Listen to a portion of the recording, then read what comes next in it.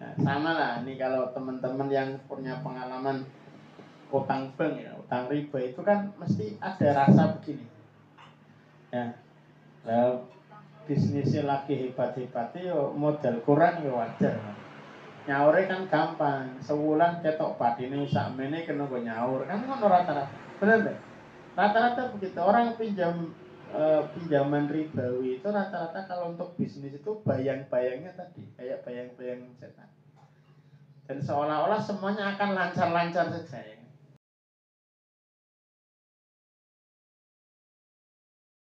Setan itu biasa saja masuk ke kita. Suami istri yang mulai menampakkan wadone aku ketok ora ana apike ya kan. Sang istri juga sama. Seolah-olah suaminya tidak ada baik-baiknya. Ya kan munculnya begitu kalau setan udah masuk. Ya. Keluarga, anak-anak juga begitu. Sama orang tua tidak ada sayang-sayangnya, sudah merasa ya biasa. Ya mungkin karena tidak dekatnya sama Allah Subhanahu wa taala mungkin ya. Karena kan semakin jauh dari Allah Subhanahu wa taala, suami istri maka akan semakin lebar jarak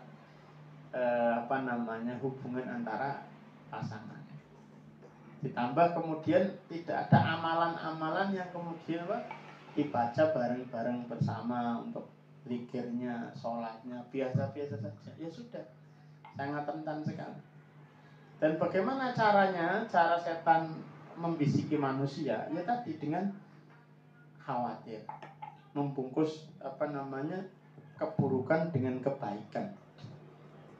Kayak ini, setan itu kan ngomongnya, ya, Tuhanmu hanya melarang kamu berdua mendekati ini agar kamu berdua tidak menjadi malaikat, ya.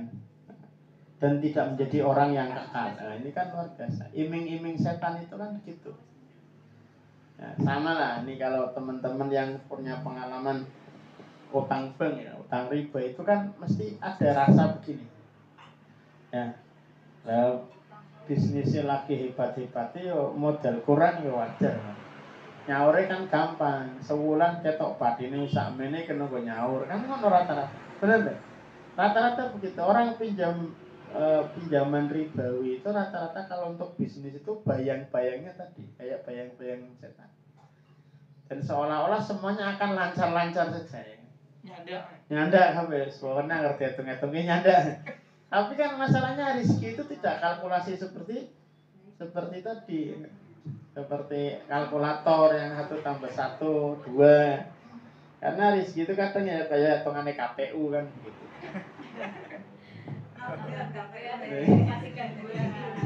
Ya, di mana angka 0 itu bukan berarti tidak ada maknanya. Angka 0 bisa nambahi suara banyak sekali ya kan. 38 jadi 380 kan luar biasa. Ya.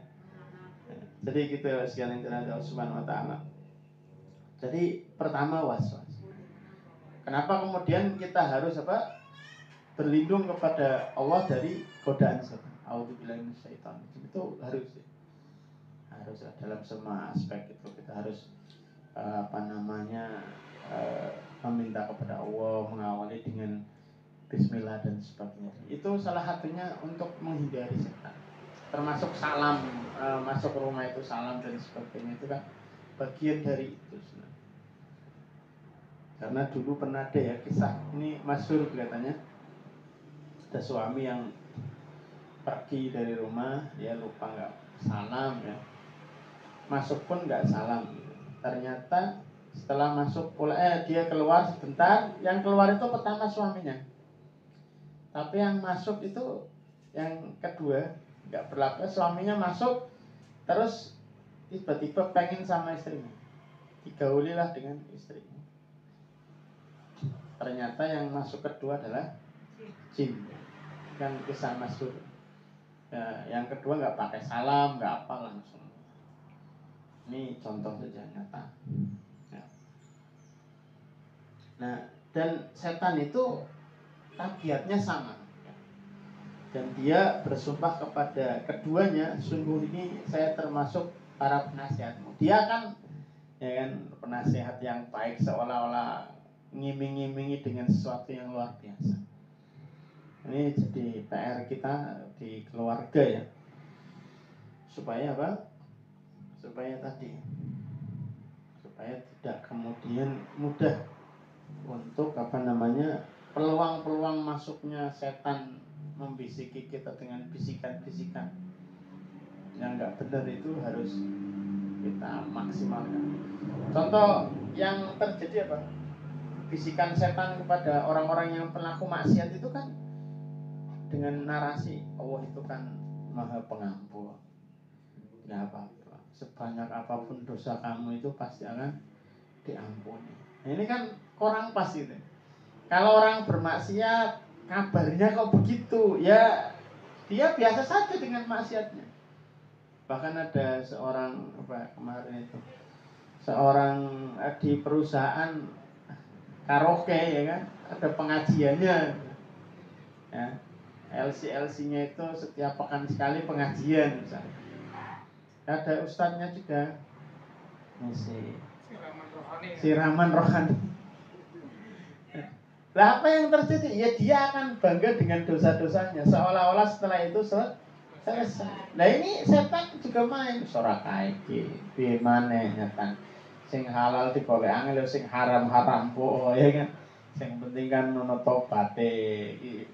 Kan nanti dihitung-hitung juga.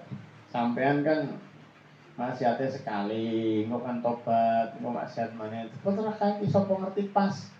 Impas jeglek rotok ya. Seolah-olah hitung-hitungannya kan begitu nanti. Yang namanya setan kan begitu, Pak. Kayak seimbang gitu.